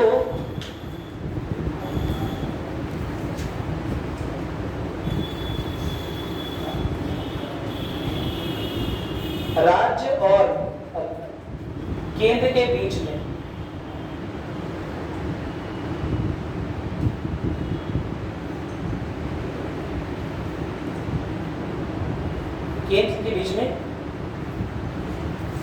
पूर्व निर्धारित वित्तीय समीकरण आपातकाल की स्थिति में बदले जा सकते हैं। मैं ये नहीं कह रहा हूं ऐसा करेगा ही करेगा कि आपातकाल लगा दिया और राज्य को कर देना बंद कर दिया। ऐसा करेगा ही करेगा, ऐसा कोई जरूरी नहीं है, लेकिन ऐसा करने का उसके पास पावर रहेगा कि अगर आपातकाल लगा हुआ है तो राज्य के प्रति जो उसकी जिम्मेदारियां हैं, वित्तीय जो जिम्मेदारियां हैं, वित्तीय उत्तरदायित्व है, उससे थोड़ा सा पीछे हट सकता है। भाई केंद्र को पास में तो पैसा चाहिए, लड़ाई कहां से लड़ेगा? मेरी बात सुनाई? चलो, कोई राज्य ये बोल दे कि भैया हमारे ऊपर तो आक्रमण हुआ नहीं है, आपके ऊपर, केंद्र के ऊपर आक्रमण हुआ है। मेरी बात सुन नहीं, पूरे राष्ट्र के ऊपर आक्रमण हुआ है, ऐसे काम थोड़ा चलेगा। क्या मेरी बात क्लियर है? अरे सैनिक लड़ रहे हैं, वेपन्स चाहिए, है ना, बहुत सारी व्यवस्थाएं चाहिए, तो केवल केंद्र की जिम्मेदारी है कि राष्ट्र की सुरक्षा? नहीं। क्या मेरी बात क्लियर है? लेकिन यह केंद्र के ऊपर पूरी तरह से निर्भर करता है कि वो, हाँ अभी 25% का है प्रावधान, मेरी बात सुन नहीं, लेकिन यह पूरी तरह से केंद्र पर निर्भर करता है। वो चाहे तो अगर उसे लग रहा है कि बस 2% कटौती करनी है तो 2% भी कटौती कर सकता है। क्या मेरी बात क्लियर है? अगर उसे लगेगा कि भैया हमारे पास पैसा ही नहीं है, भाई देश पे लेकर सपोज ऐसा कहना नहीं चाहिए, लेकिन कोई बहुत बड़ा हमला हो गया है ना, कोई बड़ा हमला हो गया, परमाणु हथियारों से हमला हो गया, अब क्या बैठ के ये देखिए 100 रुपये आया है, 42 रुपये योगी जी को जाएगा, ऐसे देखिएगा क्या बैठ के? अरे पहले देश को बचाओ कि पहले हिसाब किताब करोगे बैठ के, बजट लेके बैठ जाओगे? पहले देश को बचाना पड़ेगा ना। बोलो, जो पैसा है पहले उससे हथियार खरीदो, पैसे अपनी पहले अपनी सुरक्षा करो। क्या मेरी बात क्लियर है? तो ऐसी स्थिति में, आपातकाल की स्थिति में देश के आपातकाल की स्थिति में केंद्र के और राज्यों के वित्तीय समीकरण कहीं ना कहीं केंद्र द्वारा निर्देशित किए जाएंगे या दोबारा से लिखे जा सकते हैं, नए समीकरण बनाए जा सकते हैं। क्या मेरी बात क्लियर है? कोई दिक्कत तो नहीं है ना? कोई दिक्कत नहीं है। मैं कह रहा हूं कर सकते हैं, मैं दोबारा बोल रहा हूं कर सकते हैं। इसी से वर्ड प्ले से बड़ा क्वेश्चन आता है ना? वो मे बी की जगह या कैन की जगह शैल कर देते हैं इंग्लिश में कि केंद्र ऐसा कर लेगा। कोई जरूरी नहीं करे, कर सकता है। क्या मेरी बात क्लियर है? ऐसा नहीं आपातकाल लग गया तो 42% तुमने 25% कर दिया कि आपको 42% नहीं देंगे, तुम्हें 25% दे देंगे, ऐसा नहीं करेगा। अगर उसे जरूरत महसूस होगी तो कर सकता है।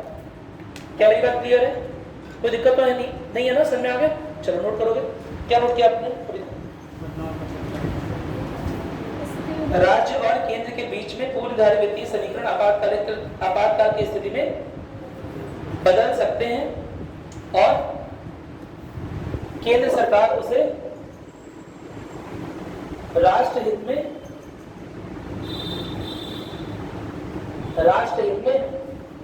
पुनः निर्धारित कर सकती है, उदाहरण लिख लेना वो 42% वाला, ठीक है? उदाहरण लिखो अपने आप से 42% वाला।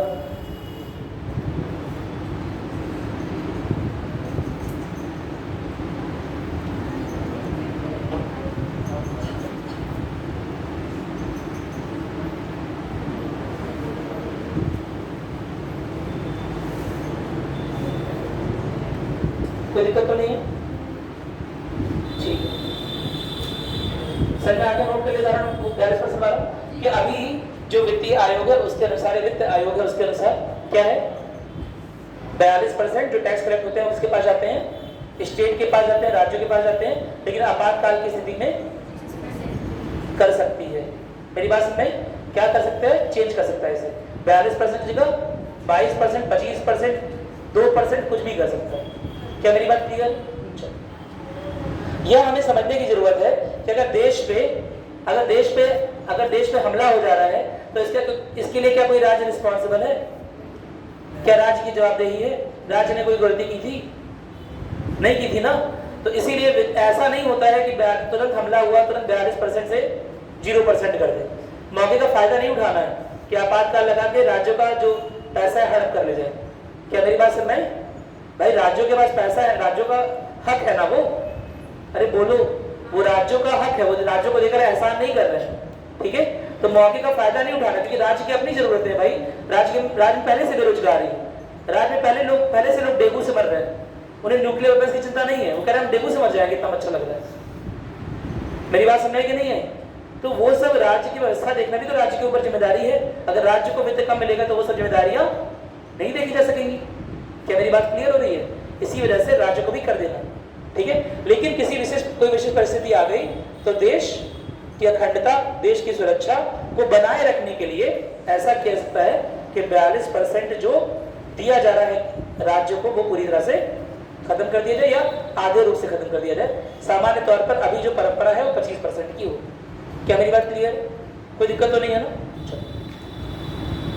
मौलिक अधिकार के बारे में आपने बहुत कुछ पढ़ रखा है। अब मौलिक अधिकार आपातकाल में कैसे होते हैं, है ना? आपको पता है कि बहुत सारे मौलिक अधिकार जो है वो आपातकाल में निरस्त हो जाते हैं। कौन कौन से बचते हैं? 20 और 21। क्या मेरी बात क्लियर है? और 19 बचता है कि नहीं बचता है? देखो क्या होता है कि 19 जब राष्ट्रीय आपातकाल लगा हुआ है, क्या मेरी बात क्लियर है? स्पेशली जब इंटरनल डिस्टर्बेंस यानी कि सशस्त्र विद्रोह का मामला चल रहा है, क्या मेरी बात क्लियर है? तो 19 को भी निरस्त किया जा सकता है। क्या मेरी बात क्लियर है? क्योंकि देश में कुछ भी बोलना हो सकता है, किसी तरह के माहौल को बढ़ा दे, है ना। तो उकसावे वाली चीज से बचने के लिए, है ना, या क्या रहता है कि अभिव्यक्ति की स्वतंत्रता को क्या कर दिया जाता है, सीमित कर दिया जाता है। कोई दिक्कत तो नहीं है, ठीक है। ऐसा कौन सा आर्टिकल में दिया हुआ है, अनुच्छेद 358 और 359, नोट करोगे, ठीक है, मौलिक अधिकार नोट करो। देखो अनुच्छेद 358 और 357, 358 और 359 तीनों लिखो। अनुच्छेद 357, 358,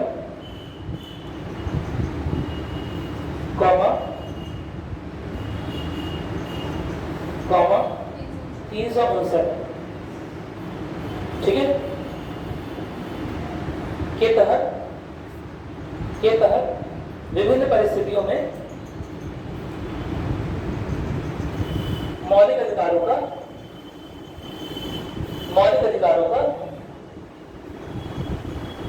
निलंबन हो जाता है, ठीक है।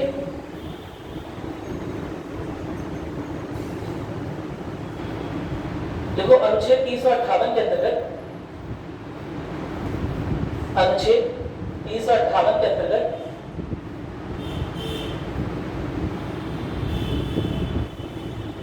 युद्ध या बाहरी आक्रमण की स्थिति में,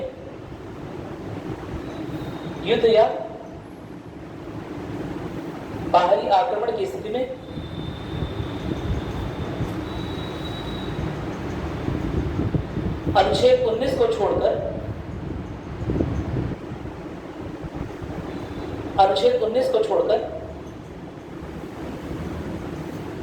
सारे मूलभूत अधिकारों का सारे बेसिक के सब चलेंगे। युद्ध की स्थिति, ठीक है,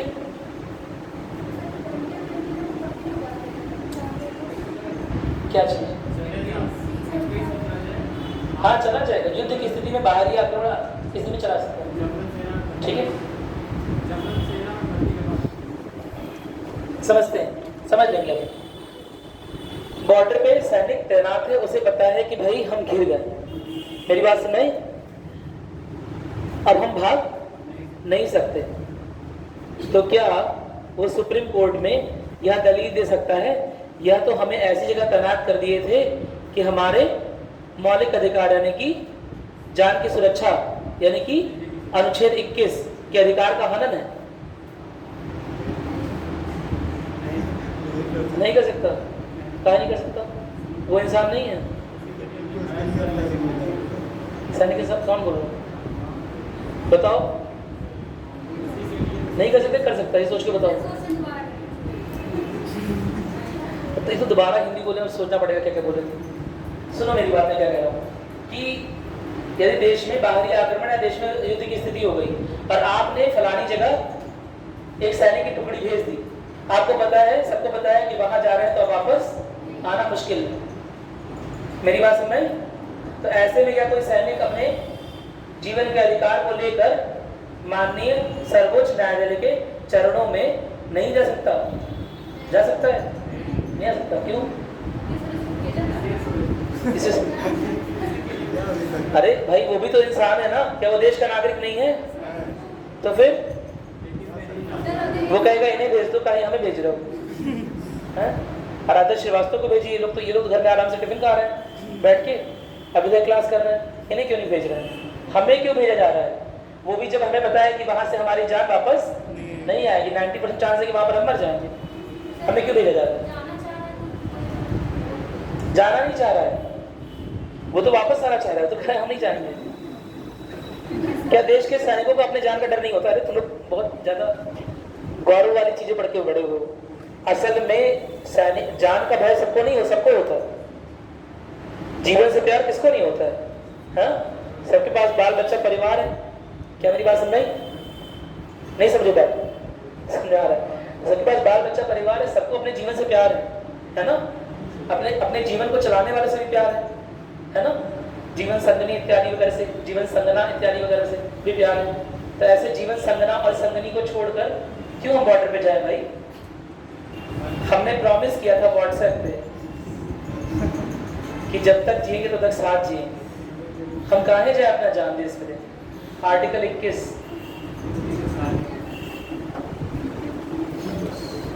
इस वजह से एसेंशियल सर्विस एक्ट है, लेकिन इस वजह से मेरी बात सुन भाई, अगर देश के अगर राष्ट्रहित की बात आती है, अगर राष्ट्रहित की बात आती है तो किसी सोल्जर से उसकी जान देने की बात कही जा सकती है।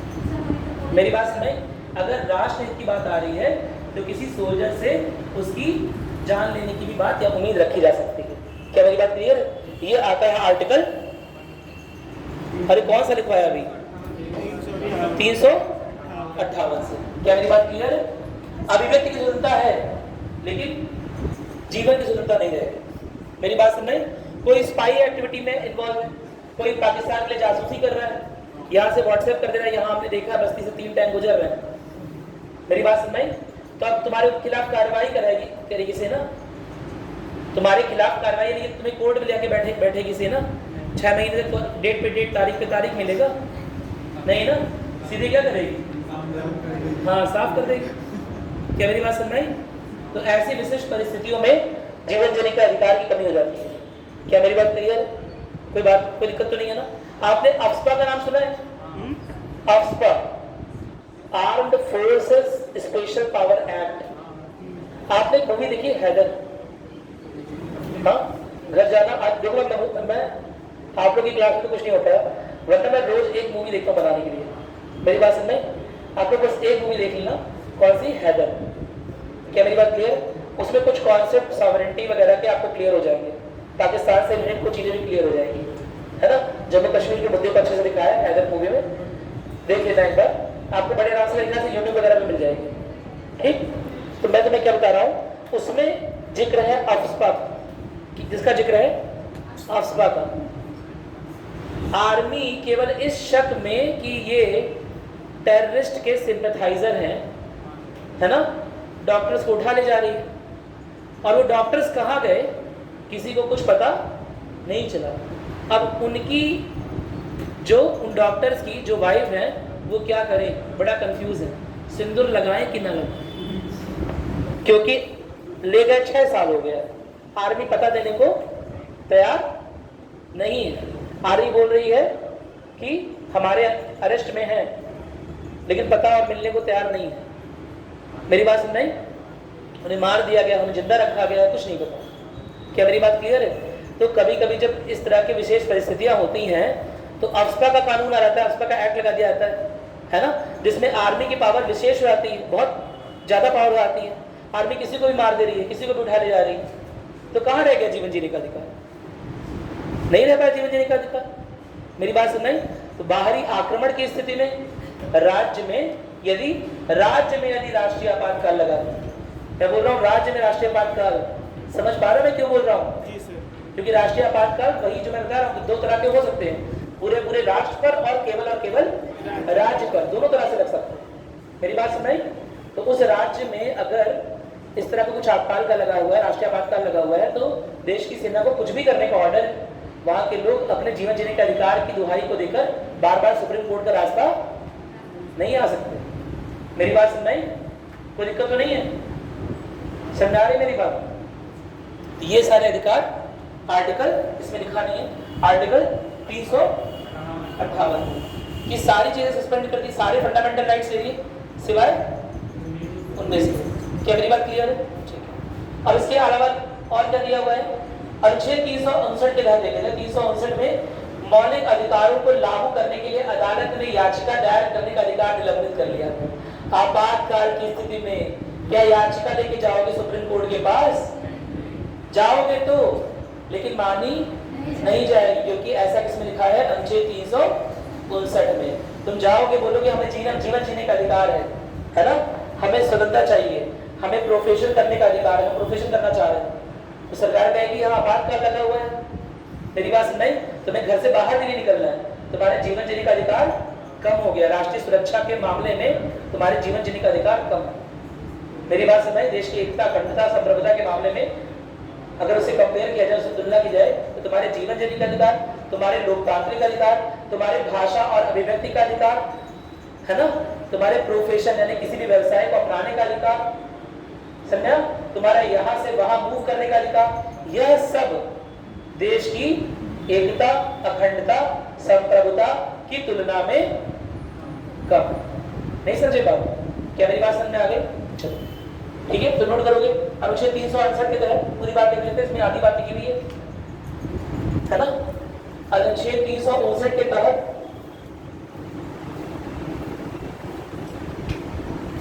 अनुच्छेद 359 के तहत मौलिक अधिकारों को लागू करने के लिए मौलिक अधिकारों को लागू करने के लिए अदालत में याचिका दायर करने का अधिकार, अदालत में याचिका दायर करने का अधिकार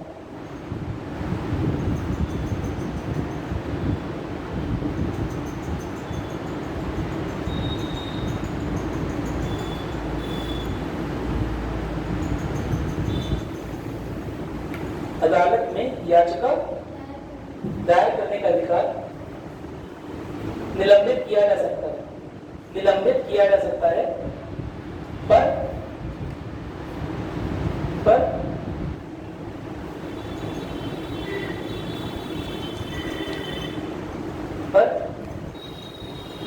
अनुच्छेद 20 और 21,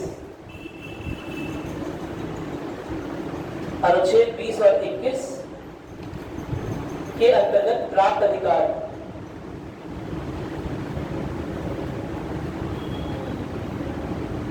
के खिलाफ याचिकाएं डाली जा सकती हैं।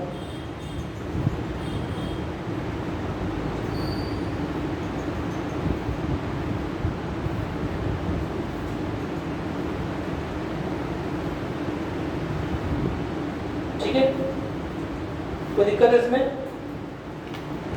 अनुच्छेद 357 के बारे में लिखवाना है, कहीं लिखना नहीं? चलो देखो देखो, अनुच्छेद 357 के अनुसार, अनुच्छेद 357 के अनुसार देश में सशस्त्र विद्रोह के समय, सशस्त्र विद्रोह के समय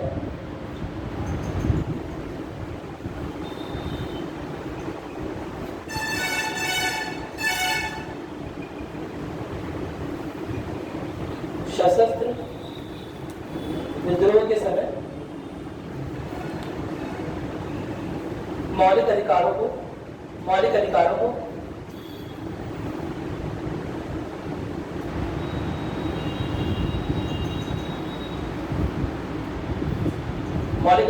निलंबित किया जा सकता है, मौलिक अधिकारों को निलंबित किया जा सकता है, जिसमें अनुच्छेद 19 में प्रदत्त अधिकार भी आते हैं, जिसमें अनुच्छेद 19 आर्टिकल 19 अनुच्छेद 19 में प्रदत्त अधिकार भी आते हैं, प्रदत्त अधिकार भी आते हैं। ठीक है,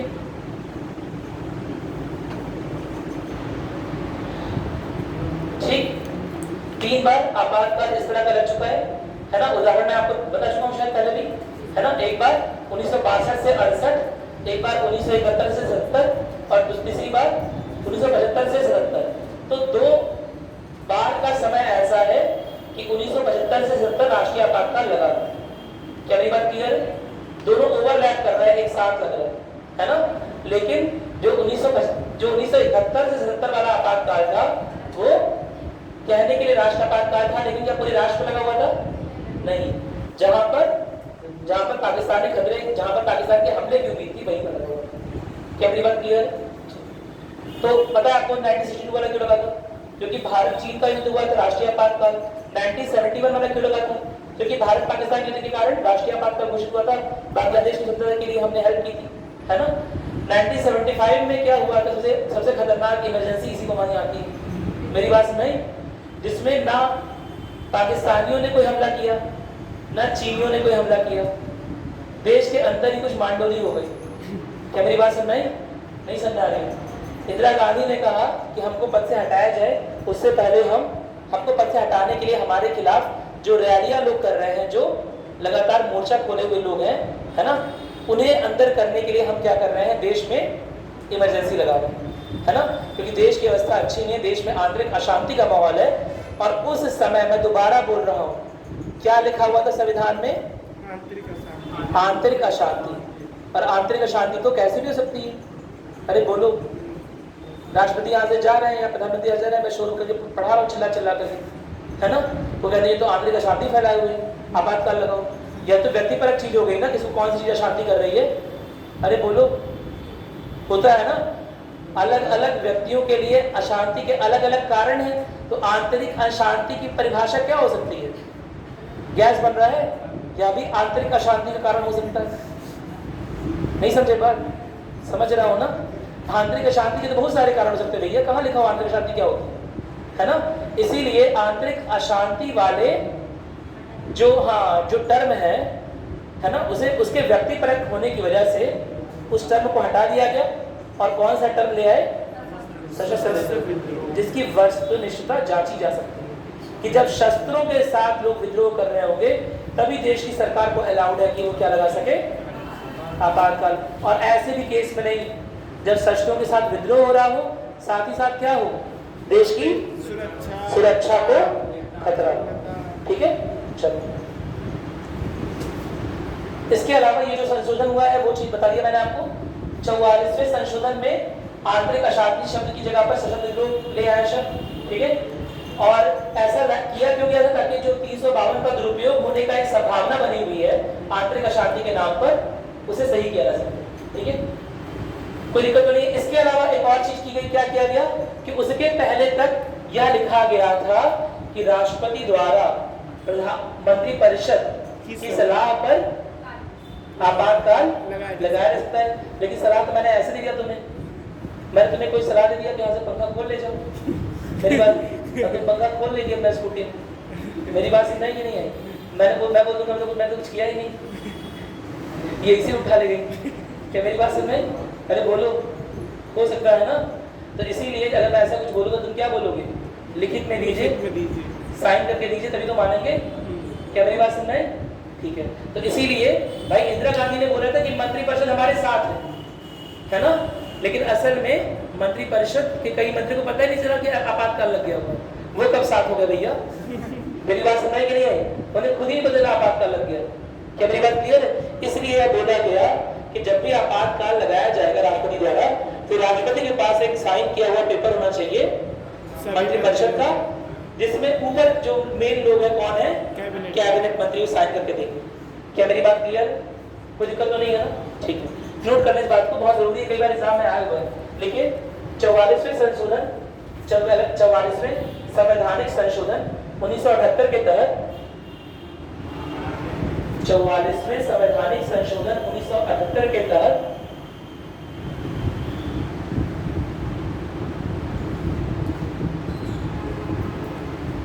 अनुच्छेद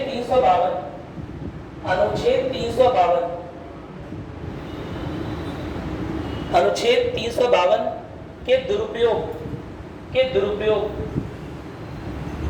को रोकने के लिए दो बड़े बदलाव किए गए।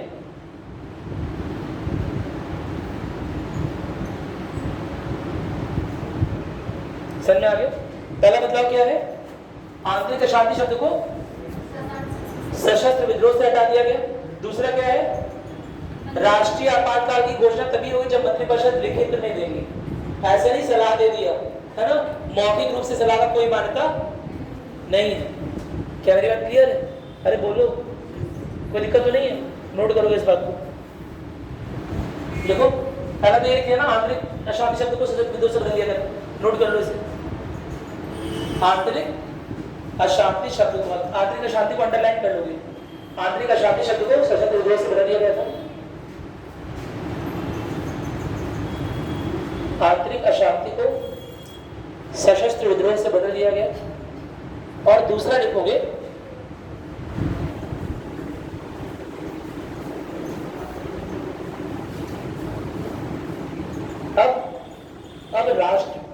अब राष्ट्रपति के द्वारा आपातकाल की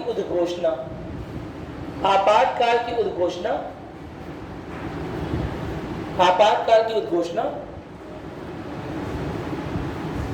तभी की जाएगी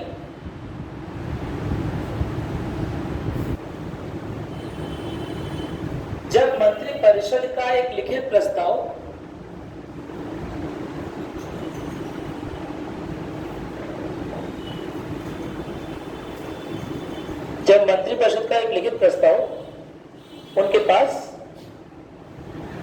उनके पास दिया गया हो। समझ में आ गया? कोई दिक्कत तो नहीं है?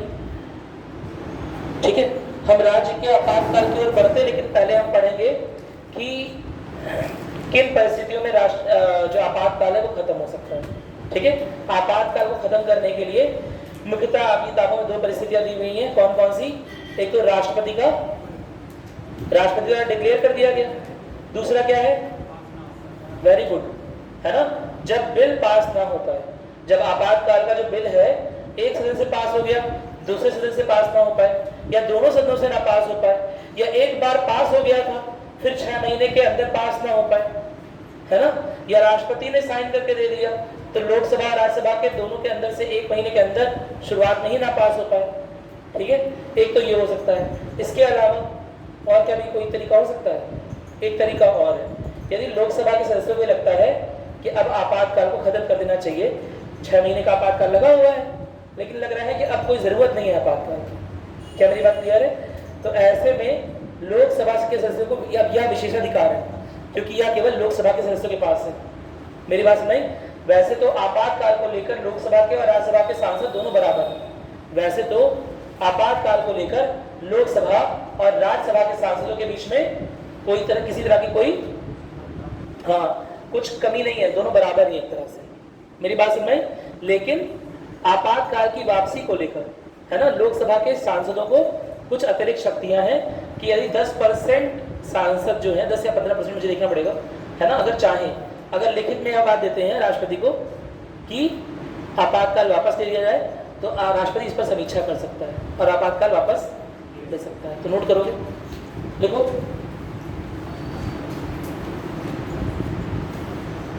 राष्ट्रीय आपातकाल पहला खत्म किया जा रहा है ना, हेडिंग लिखोगे क्या इसमें?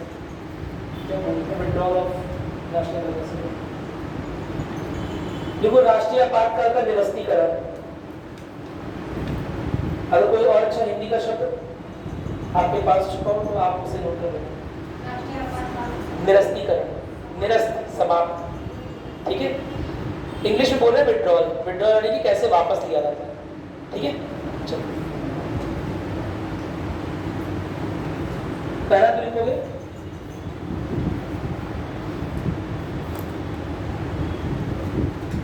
अच्छा, बहुत अच्छी बात है ना। ये बताओ कि अगर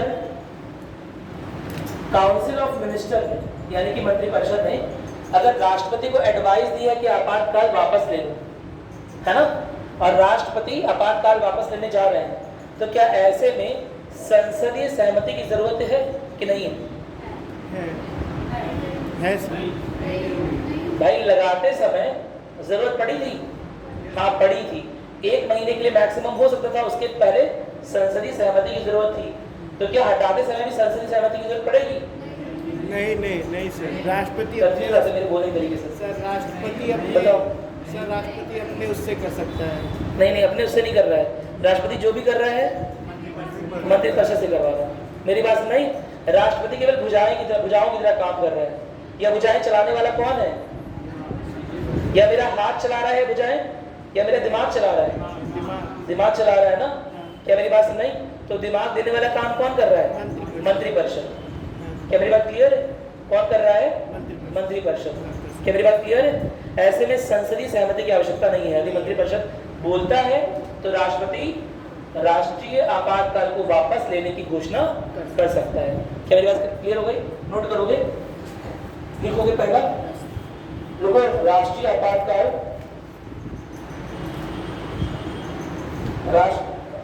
राष्ट्रीय आपातकाल को राष्ट्रपति द्वारा किसी भी समय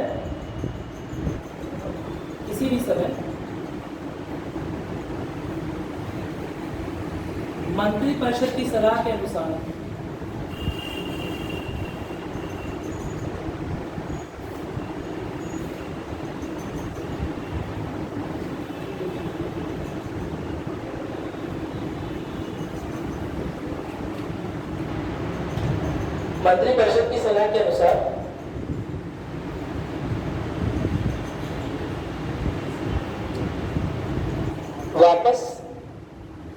वापस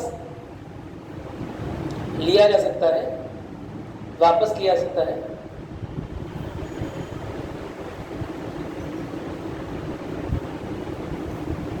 और इसके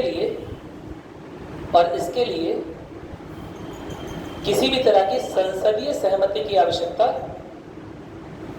इसके लिए किसी भी तरह की संसदीय सहमति की आवश्यकता नहीं पड़ेगी।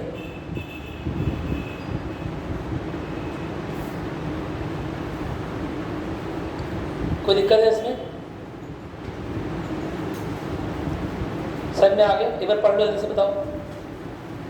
किसी भी समय वापस ले सकते हैं। कौन ले रहा है? राष्ट्रपति। किसे कहने पर? मंत्री परिषद के कहने पर। क्या संसद की सहमति की आवश्यकता है? नहीं। मेरी बात समझ में? चलो, दूसरा क्या है? दूसरा क्या बताया कि अगर पास ही ना हो, लेट अस सपोज एक बार पास हो गया या 1 महीने के लिए लगा दिया गया, लेकिन लोकसभा राज्यसभा द्वारा 1 माह के भीतर ही वो बिल पास होना चाहिए था, आपातकाल का प्रावधान पास होना चाहिए था, और वह बिल पास नहीं होता है, तो ऐसे में आपातकाल अपने आप समाप्त हो जाएगा। क्या मेरी बात क्लियर है? या यह भी परिस्थिति हो सकती है कि एक बार पास हो गया है, लेकिन दूसरी बार 6 महीने बाद जब पास होना था तब दोबारा पास नहीं हो पाया है। क्या मेरी बात क्लियर है? इस वजह से भी आपातकाल अपने आप समाप्त हो जाएगा। कोई दिक्कत तो नहीं है ना?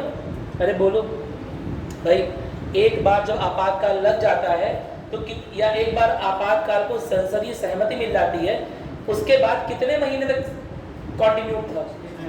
6 महीने। अब उस 6 महीने के भीतर ही दोबारा बिल पास कर देना है। समझ में? कि इस दिन से दोबारा 6 महीने के लिए अगला आपातकाल लग जाएगा। अगला आपातकाल मतलब वही आपातकाल निरंतर बना रहेगा। अगर यह बिल पास नहीं हुआ और यह 6 महीने कंप्लीट हो गया, समझ जाओ ना, तो आपातकाल अपने आप खत्म हो जाएगा, निरस्त हो जाएगा। क्या मेरी बात समझ में आ गई? नोट करोगे, देखो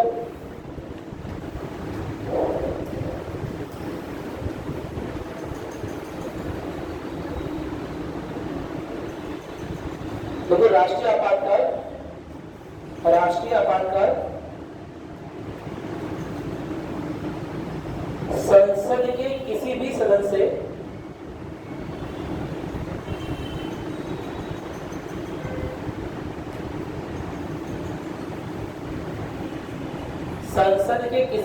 से सहमति ना प्राप्त होने की दशा में किसी एक भी सदन से, किसी एक भी सदन से सहमति ना प्राप्त होने की दशा में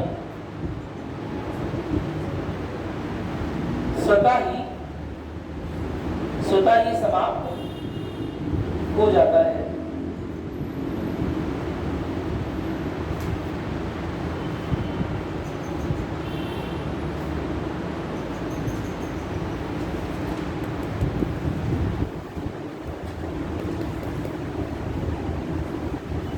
स्वतः ही समाप्त हो जाता है।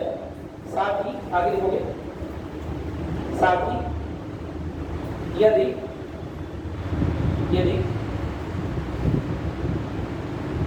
पिछले आपातकाल की अवधि ब्रैकेट में 6 माह पूर्ण हो चुकी है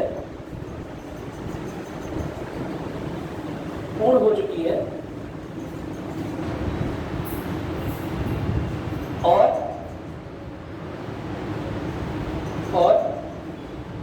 आपातकाल को निरंतर अगले 6 माह बनाए रखने के लिए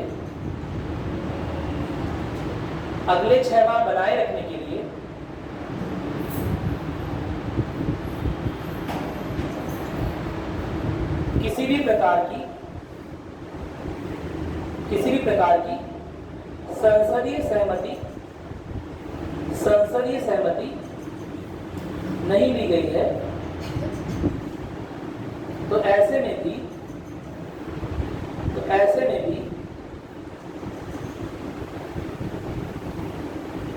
आपातकाल स्वतः समाप्त हो जाता है।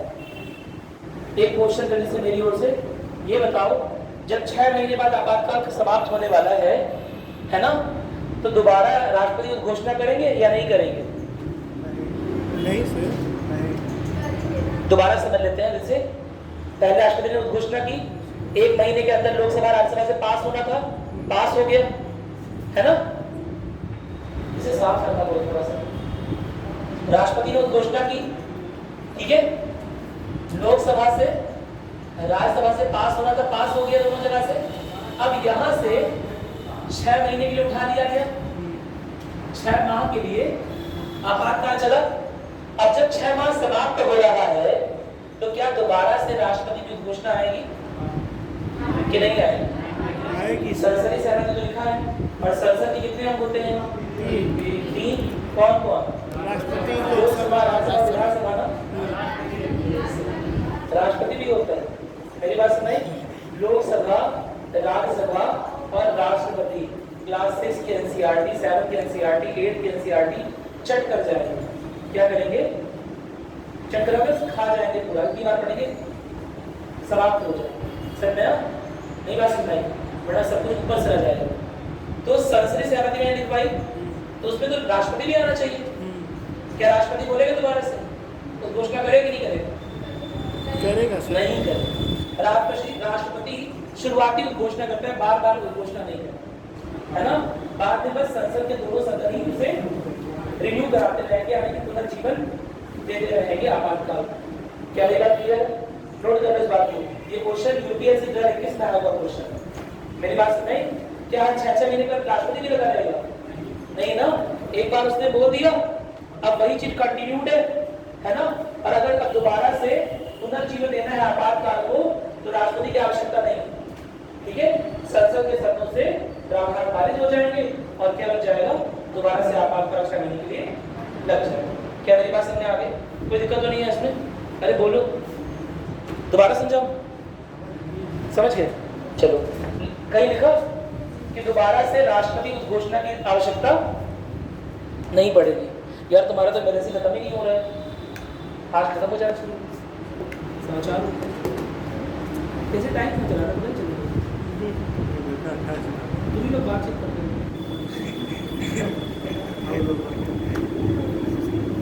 बहुत मतलब कुछ नहीं है। तो 1 दिन में 2 दिन, आज 2 दिन हो गए, कल खत्म कर देंगे। थोड़ा सा पढ़ के आओगे ये वाला, ठीक है?